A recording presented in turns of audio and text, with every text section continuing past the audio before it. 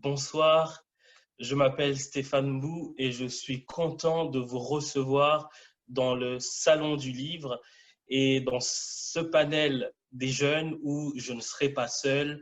Il y aura beaucoup de jeunes avec moi, mais pour commencer très vite, ce soir, je ne serai pas le seul animateur, puisque oui, vous l'avez remarqué, ce serait moi l'animateur du panel. Mais Dieu m'a fait grâce de ne pas être seul ce soir. Je suis avec une formidable personne qui est avec nous ce soir. Elle s'appelle Linda Lomabomi. Linda, tu es avec moi? Oui, bonsoir Stéphane. Bonsoir, ça va bien? Ça va super bien, merci. Et toi? Très très bien, on est jeune, on est en forme, on est frais. Et ce soir, on a un sujet intéressant pour tous les jeunes, pour toutes les personnes qui sont connectées, que nous sommes ravis d'accueillir dans ce grand salon du livre, où nous avons un grand thème, Linda, un thème qui m'intéresse particulièrement dans le grand salon du livre. C'est que notre grand thème, c'est que tout est sorti d'Éden. Linda, est-ce que tu peux nous en dire un peu plus? Tout est sorti d'Éden. Oui, écoute, tout est sorti d'Éden. C'est vraiment le retour à la base d'origine. C'est vraiment le commencement de l'homme en tant que tel avec un grand H. Et en fait, on est vraiment là aujourd'hui pour partager ce grand thème ensemble. Et je sais justement qu'on va partager, échanger et apprendre vraiment beaucoup de grandes choses. Yes, intéressant. Alors nous, en tant que jeunes, nous avons un autre thème qui est un merveilleux thème, c'est servir Dieu dans sa jeunesse. C'est le sous-thème que nous allons aborder avec nos panélistes de ce soir. Mais il y a quelque chose que je ne vous ai pas dit. Linda n'est pas seulement Linda, Linda est modéliste et je voudrais que, avant d'aller plus loin ce soir, je voudrais que Linda nous parle un tout petit peu d'elle. Qui est Linda? D'où vient-elle? Pourquoi elle est là? Oui, alors merci pour cette généreuse introduction, Stéphane. Alors, comme tu l'as dit, donc, je m'appelle Linda Lomabomi.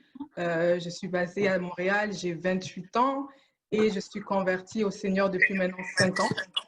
Donc, pour commencer, je sers dans mon église locale dans le département des ados et dans l'intercession. Et professionnellement parlant, comme tu l'as dit, je suis designer et styliste de formation et par profession actuellement.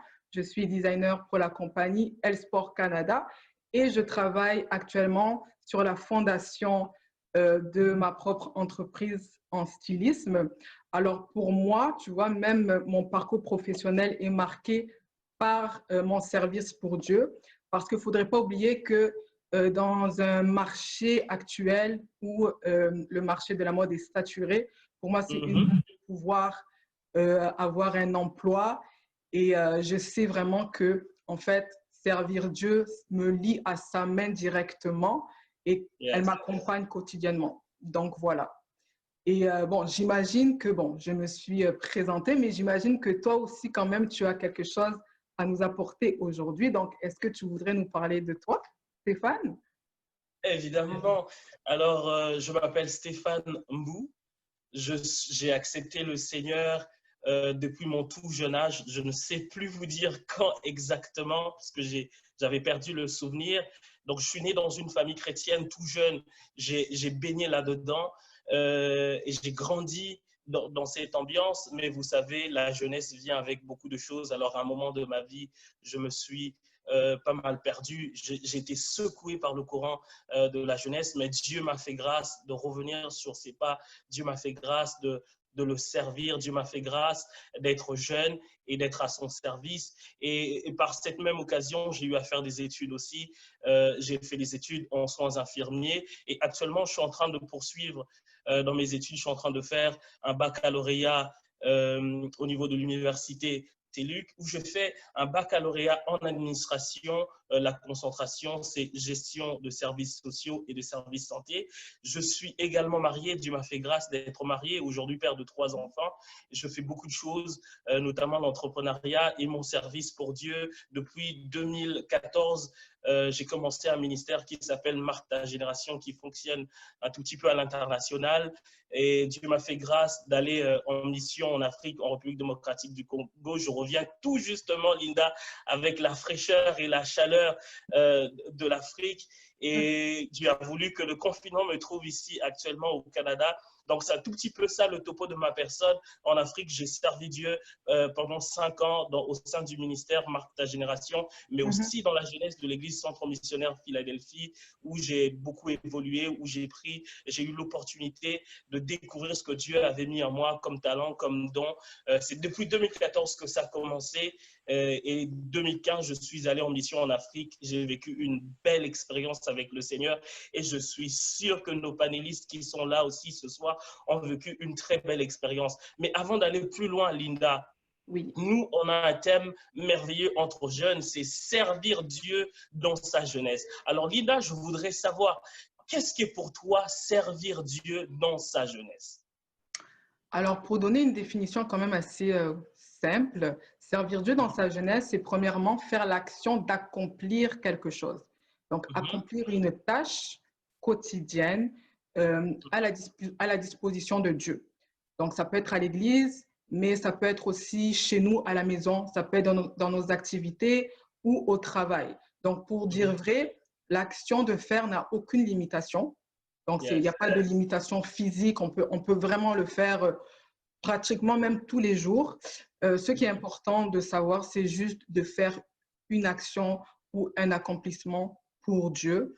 Et justement, en parlant de service, ben, on n'est pas tout seul aujourd'hui, donc on a beaucoup de surprises. On est vraiment entouré de panélistes, de jeunes qui vont partager autour de nous ce petit sujet. Donc, je vais les accueillir. Donc, bonjour Ingrid, bonjour Joël et bonjour Daniel.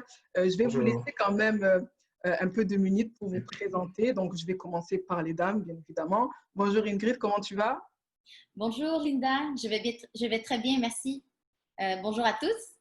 Et mon nom est Ingrid Duval, et j'ai 29 ans. J'habite présentement à Hamilton, dans la province de l'Ontario. Je travaille dans le domaine du tutorat et également dans le domaine social. C'est quelque chose en fait que je n'ai pas encore fini mes études. Je poursuis encore mes études en fait dans le travail social. J'ai la chance d'être mariée déjà depuis 4 ans aussi. Un bel homme, un merveilleux homme qui s'appelle Bertel. On vit ici ensemble à Hamilton. Il est pasteur jeunesse dans une église qui s'appelle Really Living. Et également, on n'a pas encore d'enfants, mais on a un animal de compagnie qu'on aime bien, Camille. Donc, c'est notre petite famille ici à Hamilton. D'accord. Ben, merci beaucoup, Ingrid. J'ai passé la parole à Joël. Bonjour, Joël. Bonjour, Linda. Comment tu vas aujourd'hui?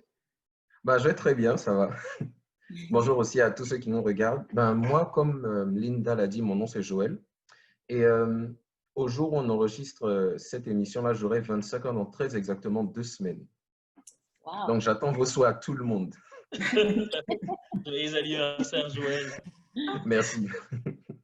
Donc, moi, je vis à Montréal et en ce moment, je suis étudiant en comptabilité. Je finis mes études dans quelques mois et après ça, je vais commencer à travailler en cabinet comptable. J'ai donné ma vie à Dieu il y a environ 6 ans, en 2014. Puis, on aura l'occasion d'en parler davantage, mais je sers dans l'équipe de louanges de mon église en ce moment. D'accord, merci beaucoup, Joël. Maintenant, je vais passer la parole à Daniel.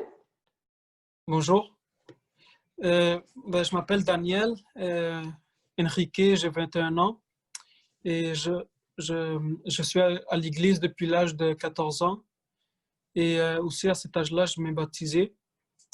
Et dans l'église, j'ai beaucoup d'opportunités comme prêcher, je joue la batterie, je chante aussi des fois.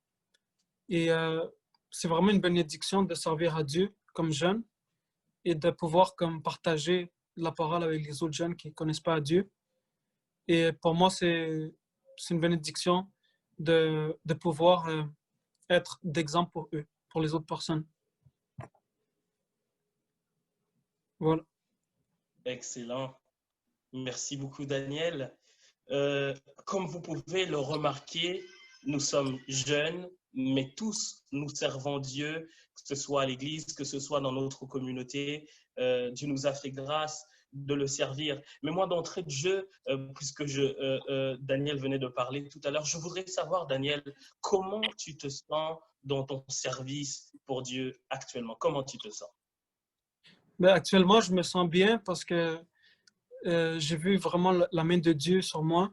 Il m'a gardé, il m'a protégé d'un accident. J'avais commenté à Mireille, ça fait une semaine, qu'il y avait presque une auto qui m'avait comme coincé sur moi.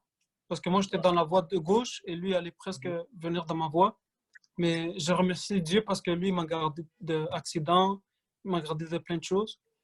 Et je suis vraiment un témoin de Dieu parce que je peux dire que Dieu est grand et que son amour et sa miséricorde est infinie.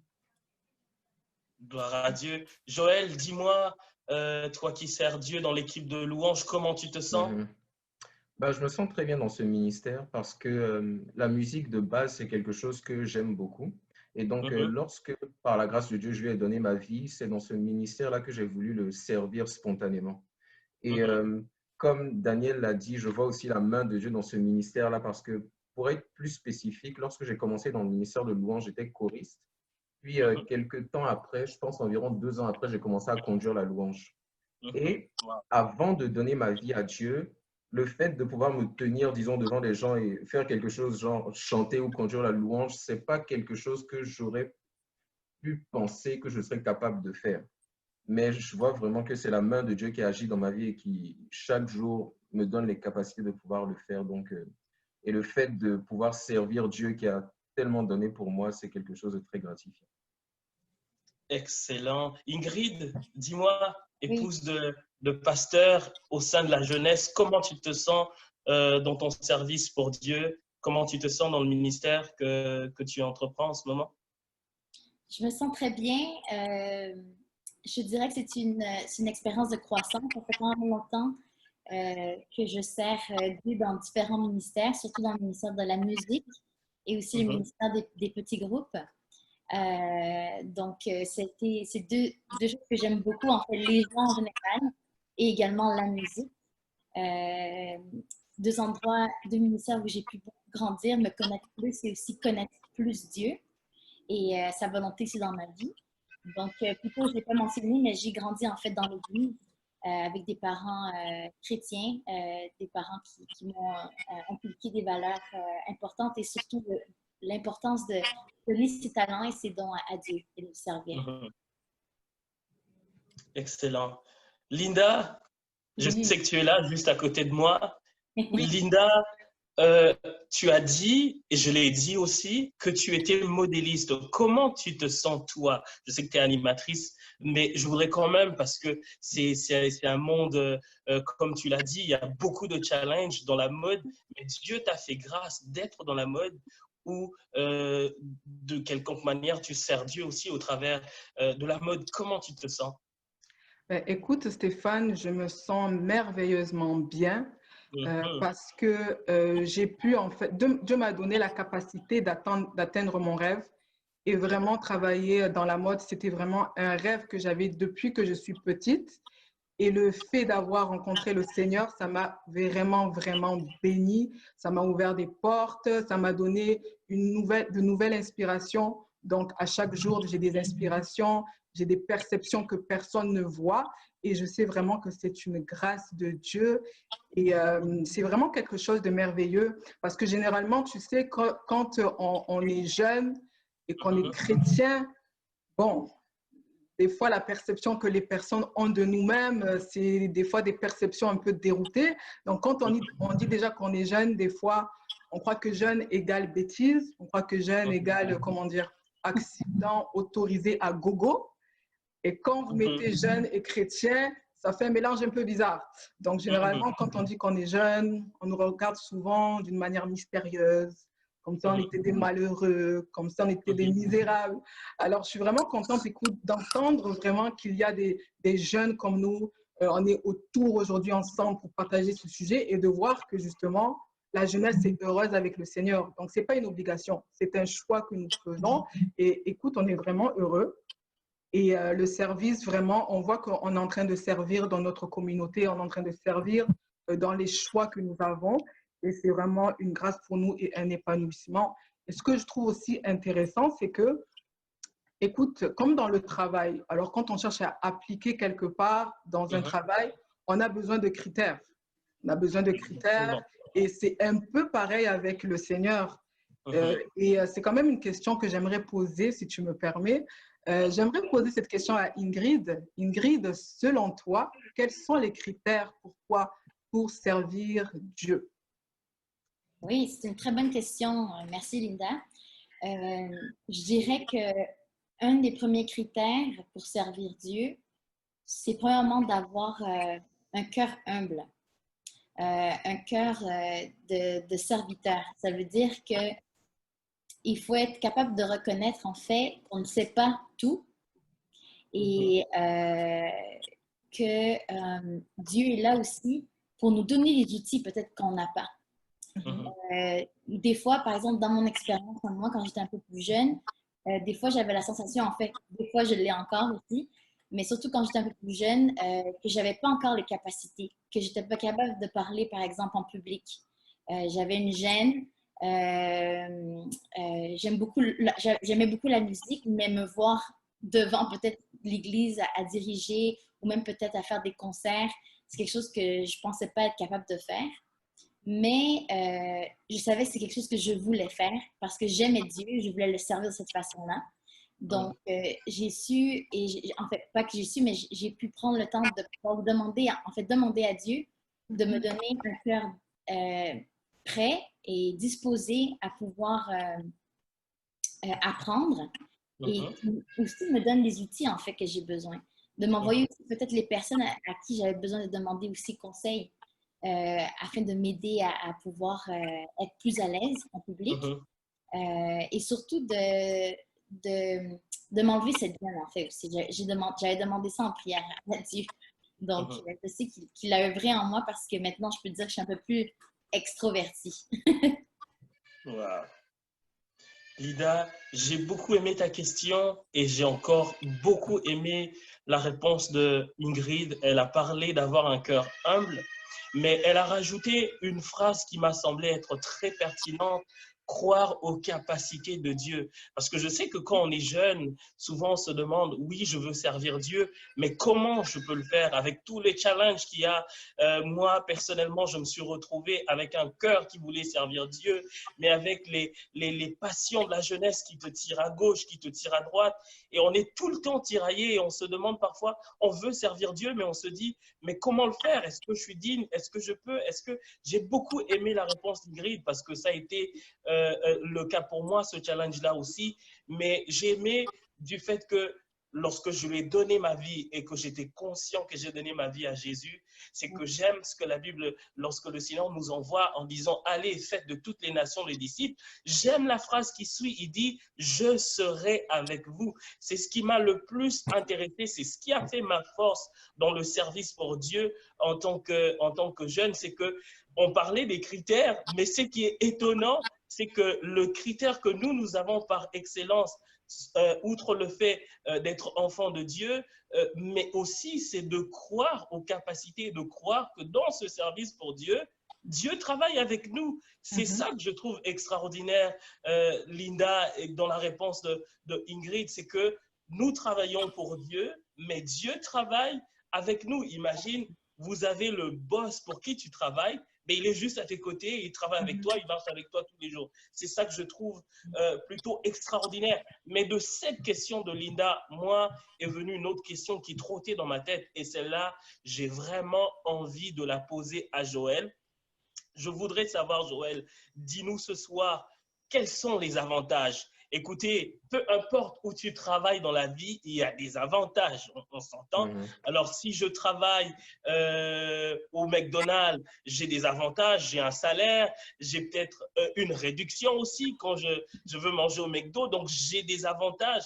Quels sont les avantages aujourd'hui pour nous les jeunes qui servons Dieu, c'est quoi que nous avons en retour? C'est quoi les avantages que nous avons, Joël, s'il te plaît? Oui.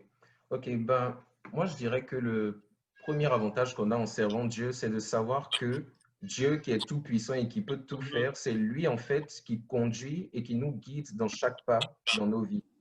Il y a ce verset de la Bible qui dit que Dieu est là pour nous conseiller, pour nous montrer la voie à suivre.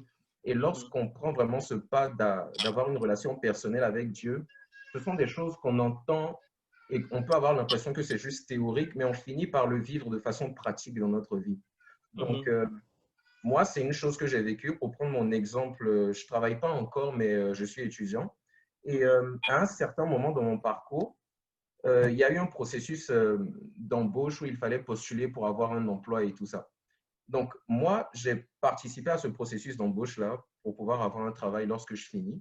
Et il se trouve que à ce moment, quand j'ai participé à ce processus, je n'ai pas pu avoir le travail que je recherchais. Même, je n'ai mhm, pas pu avoir de travail du tout, alors qu'il y a plusieurs personnes autour de moi qui avaient pu en avoir un. Donc, dans cette situation, par exemple, où d'autres personnes qui n'ont pas nécessairement Dieu dans leur vie auraient pu se mettre à avoir peur, à craindre, à se dire si je ne trouve pas de travail, qu'est-ce qui va se passer? Moi, en sachant que Dieu est dans ma vie et qu'il conduit mes pas, j'étais toujours dans la paix. Parce que je savais que justement, même si Dieu n'avait pas nécessairement permis que j'aie ce travail à cet instant-là, euh, éventuellement par la suite, il aurait, ben, sûrement qu'il avait quelque chose de mieux pour moi dans le futur. Mhm. Et si j'avance dans le futur, un an plus tard, j'ai pu refaire le même processus et justement, j'ai pu avoir le travail que je recherchais. Et une chose dont je me suis rendu compte, c'est que bah, disons, si j'avais eu le travail la première fois, je l'aurais commencé pendant quelques mois dans la période de janvier qui vient de se terminer. Or, ça aurait été un travail qui aurait exigé beaucoup de ma part et le fait de ne pas l'avoir eu à ce moment-là, ça m'a permis de me focaliser sur les cours qu'il me restait à faire dans mon programme d'études. Donc, à l'époque, je n'avais pas eu le travail, je ne comprenais pas nécessairement pourquoi, mais avec le temps qui est passé, j'ai pu comprendre que Dieu avait permis que les choses se passent ainsi parce qu'il savait que c'était mieux pour moi à cet instant. Et donc, le fait d'avoir Dieu qui conduit nos pas comme ça, c'est vraiment un gros avantage de le servir. excellent. Daniel, est-ce que tu pourrais nous dire aussi ce que tu penses par rapport à cette question? Quels sont les avantages pour toi? Je sais que tu joues la batterie aussi à l'église. Donc, dis-nous, pour toi, Daniel, quels sont les avantages que nous avons de servir Dieu? Pour moi, ben, le premier avantage de servir à Dieu, c'est que comme fils de Dieu, on a la bénédiction d'être protégé par Dieu. Dieu écoute notre prière, il écoute euh, nos problèmes. Et comme fils de Dieu, on peut être d'influence, de bonne influence pour les autres. Et ça, c'est un Mhm, avantage parce qu'on peut gagner des âmes pour Dieu, pour qu'ils puissent se sauver. Et comme avantage, il y a un autre avantage, c'est aussi que si on reste, comment je peux dire ça? Euh, Si on reste constant en Dieu et on se dévie pas des chemins de Dieu, ben, mhm, on sait vraiment que comme fils de Dieu, on va vraiment atteindre le ciel. Genre, c'est Mhm. pas à cause des bonnes œuvres, parce qu'il y a beaucoup de gens qui pensent que c'est à cause des bonnes œuvres qu'on va aller au ciel. C'est pas à cause de ça. C'est à cause que tu vis vraiment une relation avec Dieu et tu vis conforme à la parole de Dieu. wow, excellent. Linda, tu es Oui. juste à mes côtés. Euh, Quels sont les avantages pour toi, Linda? Je sens que je devais te poser cette question.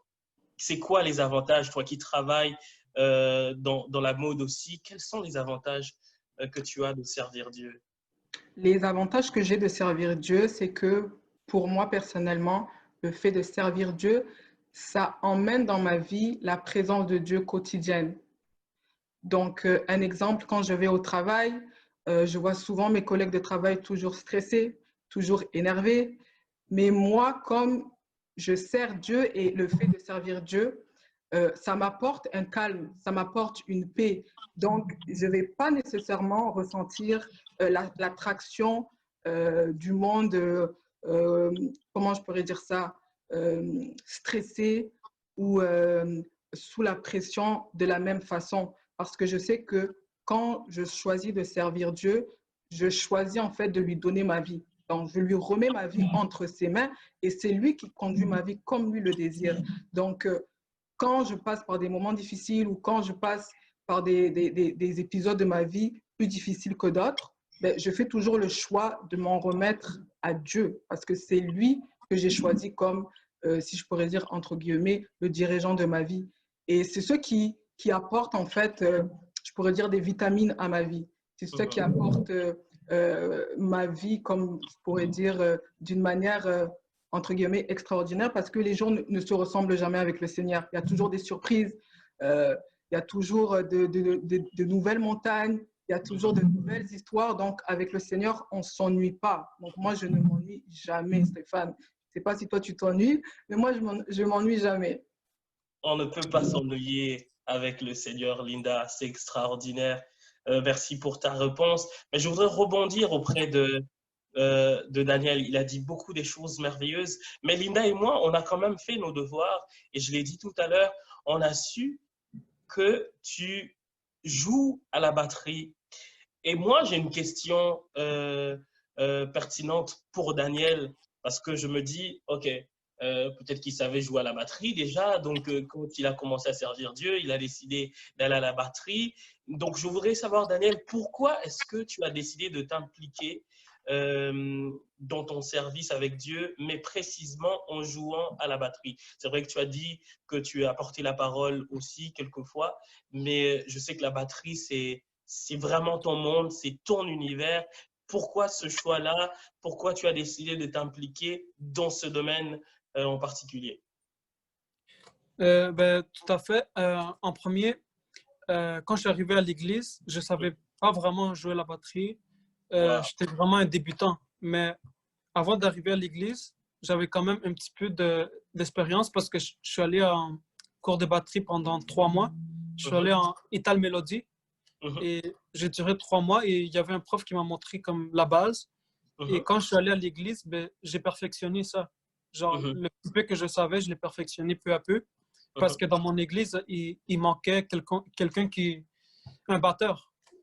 Alors, c'était moi le seul qui savait. Alors, c'est comme ça que j'ai commencé. Joël, qui est aussi juste là, je voudrais savoir comment c'est arrivé pour toi, Joël. Est-ce que quand tu es arrivé à l'église, tu as regardé un tout petit peu, comme Daniel a dit, il y avait quelqu'un qui manquait pour la batterie et il a ressenti le besoin et ensuite il s'est perfectionné. Et j'imagine que Dieu l'a aidé aussi à se perfectionner très rapidement. Mais Joël, est-ce que pour toi, tu chantais avant ou juste quand tu es arrivé à l'église, tu t'es dit, écoute, moi, c'est le chant et c'est là-dedans que j'y vais? Ben, moi, quand je suis rentré dans l'équipe de louange, disons que le chant, c'est là que je voulais servir Dieu dans l'équipe de louange, mais je n'étais pas particulièrement nécessairement bon là-dedans. Je veux dire, j'étais genre moyen, mais c'est juste que j'avais vraiment le désir de le faire et donc j'y suis allé. Et c'est ça. Donc là, comme Daniel, j'ai pris l'initiative aussi de me perfectionner et c'est ce que je suis toujours en train de faire en ce moment. Mais effectivement, je pense que je suis arrivé dans l'église où je suis en ce moment, je suis arrivé dans une période où il y avait certains besoins au niveau de l'équipe de louange. Et vu que c'est justement là que je voulais servir, ben, j'y suis allé spontanément. OK. Ouais. Wow. Linda, j'ai retenu un mot important de ce que Joël vient de dire, c'est le désir. Donc, il avait un élan, il y avait le désir de son cœur. Il disait, Exactement. non, c'est là que je dois aller. Il n'était peut-être pas très bon. Alors, voilà pourquoi je dis à tous ceux qui nous suivent, vous n'avez pas forcément besoin d'être bon dans un domaine pour servir Dieu. Avec le Seigneur, le désir est parfois le moteur dont nous avons besoin. Et Dieu se sert toujours de ce désir-là pour nous perfectionner, n'est-ce pas, Linda? Oui, exactement. C'est vraiment un propos que Joël a cité qui m'a vraiment aussi marqué parce que dans son désir ardent de servir Dieu, de lui faire du bien, on voit que Dieu l'a utilisé. Alors, pour l'avoir vu, je l'ai vu sans vouloir rigoler. J'ai vu vraiment, j'ai vu l'évolution de Joël et je peux vous dire que véritablement, Dieu l'utilise et il voit le désir dans son cœur. Donc, Dieu ne fait exception de personne. Dieu utilise toutes les personnes qui sont là, en fait, pour travailler dans sa maison, pour travailler dans son service. Et je trouve vraiment que c'est extraordinaire. C'est quelque chose que Dieu fait parce que Dieu nous aime. Donc, Dieu ne va pas nous minimiser. Généralement, en tant que jeune ou en tant qu'homme, avec un grand H, on a tendance à vraiment se poser des limites soi-même. On a tendance à peut-être être un peu trop dur avec nous-mêmes.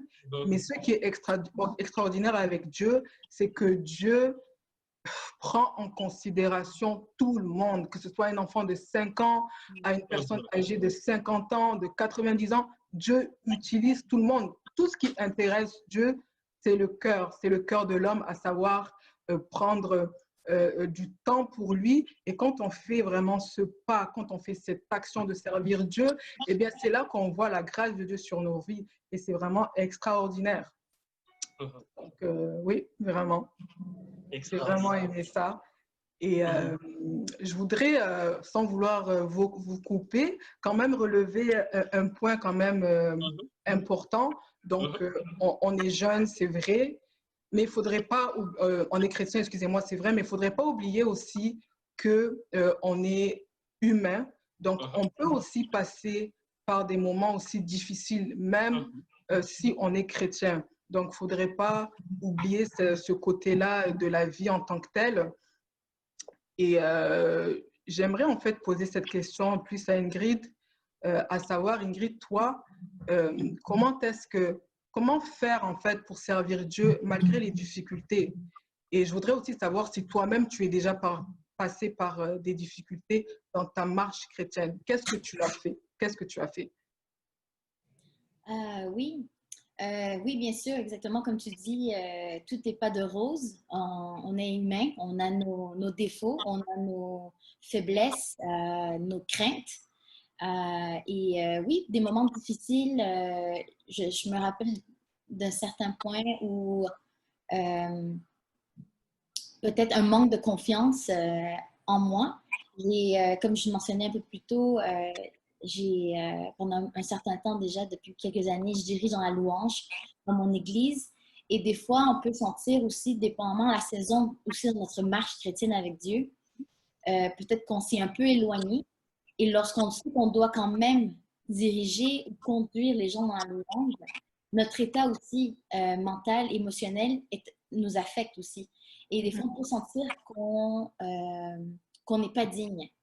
Et je dirais que c'était une difficulté que j'ai dû passer par-dessus en sachant que malgré le fait que peut-être il y avait des choses que j'avais de la misère à laisser abandonner entre les mains de Dieu, qui voulait quand même continuer à m'utiliser pour son service, mais également aussi, il me disait de prendre le temps aussi de reculer et d'observer aussi où est-ce qu'il me parlait pour voir les choses que je devais aussi mettre de côté dans ma vie et les choses que je devais aussi demander pour demander une repentance.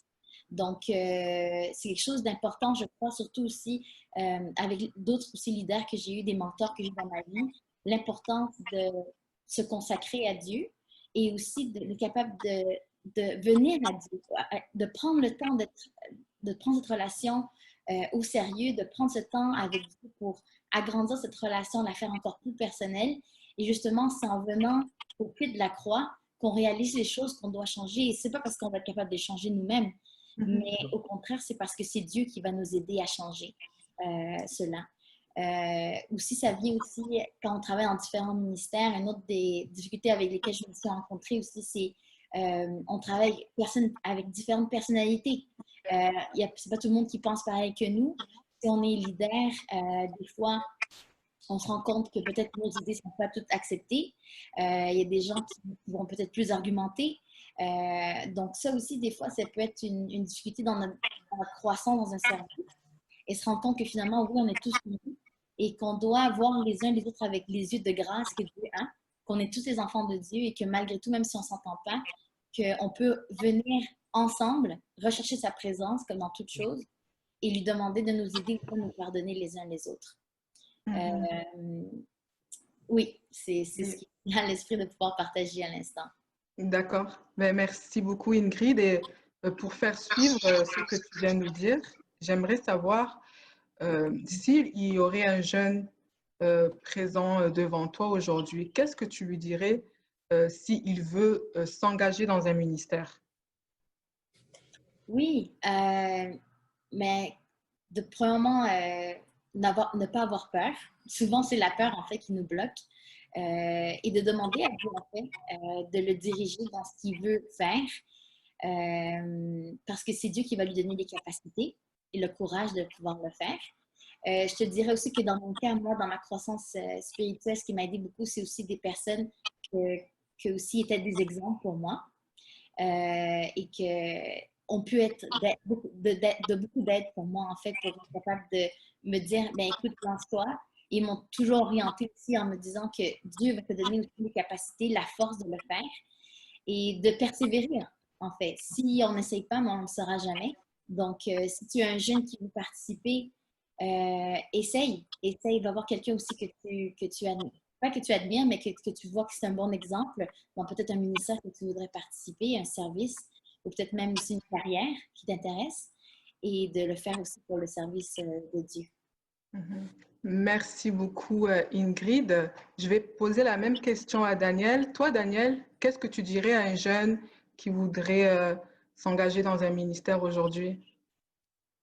Ben, moi, je lui dirais qu'il ait du courage parce que c'est Dieu qui va lui donner la capacité, la force pour pouvoir atteindre les objectifs qu'il veut atteindre.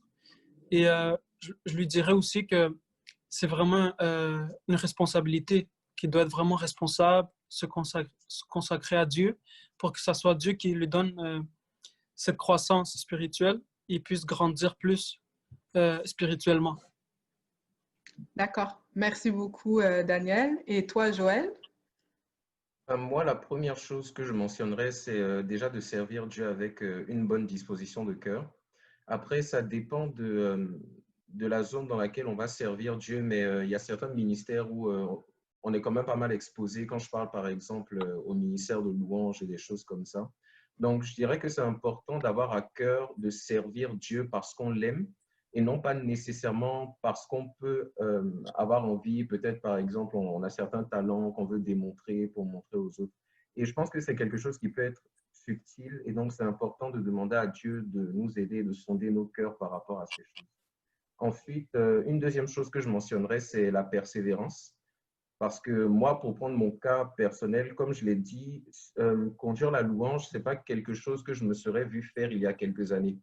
Et ce n'est pas parce que je le fais maintenant que c'est nécessairement facile pour moi tous les jours. Ça m'arrive très souvent d'être très stressé avant de devoir monter sur la chaire. Et donc, ça m'apprend que je dois dépendre de Dieu complètement chaque jour lorsque je dois faire ce service-là.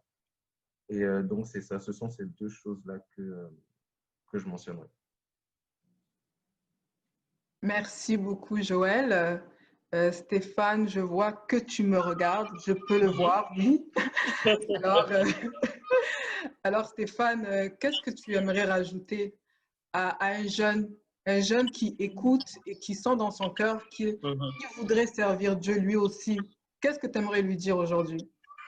Alors, ce que je voudrais lui dire, c'est que tout est sorti d'Éden, ok? Alors, lorsque Dieu a créé l'homme à Éden, qui n'est pas seulement une réalité du passé, mais qui est une réalité aussi présente, parce que nous transportons Dieu, nous sommes toujours dans ce jardin de sa présence, c'est que la Bible déclare qu'il a placé l'homme dans le jardin afin de le cultiver, donc c'est-à-dire afin de le travailler. Ce que je voudrais dire, c'est que très souvent, lorsqu'on fait le service pour Dieu, on a souvent l'impression, oui, de travailler pour Dieu parce que ça le dit de cette manière-là, mais en réalité, c'est nous-mêmes qu'on est en train de travailler. C'est nous-mêmes qu'on est en train de cultiver parce que le contexte d'Éden a beaucoup changé. Nous sommes devenus ce jardin-là et Dieu habite en nous. Et à force de servir Dieu, à force de travailler pour le Seigneur, il y a beaucoup de choses qui changent en nous. Moi, je l'ai remarqué personnellement dans ma propre vie. Je sais dire que j'ai senti la différence dans ma propre vie, dans ma façon de marcher, dans mon comportement, lorsque j'ai décidé de servir Dieu. Vous savez, quand tu as la conscience que tu sers Dieu, il y a des choses que tu fais différemment.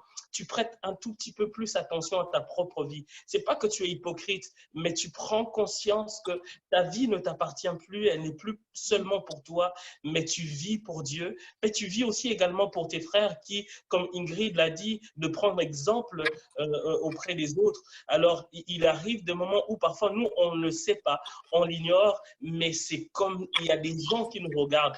Et je voudrais te dire, Linda, ça c'est un témoignage personnel. Je pense que c'est la chose qui m'a le plus marqué dans la vie. Alors, je me souviens, à un moment donné de mon parcours, je me suis retrouvé à l'école de dimanche, le ministère des enfants, avec les enfants, je servais Dieu. Et un jour, j'ai posé une question aléatoire aux enfants.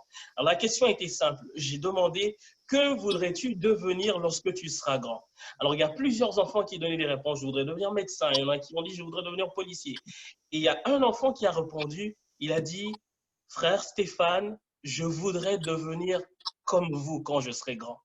Et je t'assure, Linda, c'est ce jour-là que mon service pour Dieu a changé parce que j'avais maintenant la responsabilité, j'étais sûr que je ne vivais plus seulement pour moi, je vivais pour Dieu, mais qu'il y avait aussi un enfant. Vous savez, quand c'est un adulte, ok, mais quand c'est un enfant qui a le choix entre devenir policier, devenir médecin, mais qui dit qu'il veut devenir vous, ce que vous êtes, vous avez une lourde responsabilité. Cet enfant, je ne l'ai jamais perdu dans ma tête. C'est vrai que physiquement, je ne sais pas ce qu'il est devenu, mais dans ma tête, il est toujours resté. À chaque fois que je sers Dieu, j'ai cette conscience-là qu'il y a un enfant à mes côtés qui me regarde, qui dit, écoute Stéphane, je voudrais devenir comme toi. Alors, je suis heureux d'avoir partagé ce moment avec des jeunes qui servent Dieu, avec des jeunes qui travaillent pour le service de Dieu. Alors, je voudrais le dire à ceux qui nous suivent, à nos spectateurs, je voudrais vous dire, n'hésitez pas. Pour ceux qui hésitent, faites comme Linda, faites comme Joël, faites comme Daniel, faites comme Ingrid, faites comme moi, n'hésitez pas. Servez Dieu, vous ne serez pas seul et vous serez surpris vous-même de voir ce que Dieu fera dans votre vie, ce que Dieu fera par vous. Il ne s'agit pas d'avoir les qualifications parce que vous savez, Dieu ne choisit pas forcément ceux qui sont qualifiés, mais il choisit des hommes disposés, des hommes disponibles, comme l'a dit Joël, et ce sont ces hommes-là qui prennent le temps de les qualifier pour son service, n'est-ce pas Linda? Tout à fait, Stéphane, tu as entièrement raison. Et j'aime particulièrement ce verset dans la parole de Dieu qui nous dit que ne méprise pas ta jeunesse, mais sois un modèle pour les autres. Et c'est vraiment ce que j'ai beaucoup aimé ce que tu as développé dans ton message. Quand on dit ne méprise pas ta jeunesse, ça veut dire ne te diminue pas en tant que jeune. Donc, c'est vraiment prendre sa vie en main et faire confiance en Dieu. C'est s'appuyer sur Dieu avec les capacités que Dieu a mis en nous. Et c'est souligner encore une fois Éden, parce que Éden, c'est la présence constante de Dieu. Et c'est ça, j'ai vraiment été contente d'être avec vous aujourd'hui et de partager vraiment cet échange avec vous. Merci. Merci à Joël, merci Ingrid, merci Daniel, merci Stéphane. Je ne sais pas si tu veux rajouter quelque chose, Stéphane, avant qu'on puisse clore le partage. C'est vraiment dire merci à ce cher public, merci à ce grand salon du livre qui nous a accueillis et un grand merci à nos panélistes qui nous viennent un peu de partout. Je sais que Ingrid nous vient d'Ontario et puis nous reste qui sommes du Grand Montréal. Donc merci à Dieu qui a rendu les choses possibles et surtout au travers de ces plateformes qui nous permettent justement, peu importe où on se trouve, d'être connectés. Je ne sais pas de par où nos spectateurs nous suivent. Je suis sûr qu'il y en a qui nous suivent de partout. Alors que Dieu vous bénisse de partout où vous vous trouvez dans le monde. Et encore une fois, merci.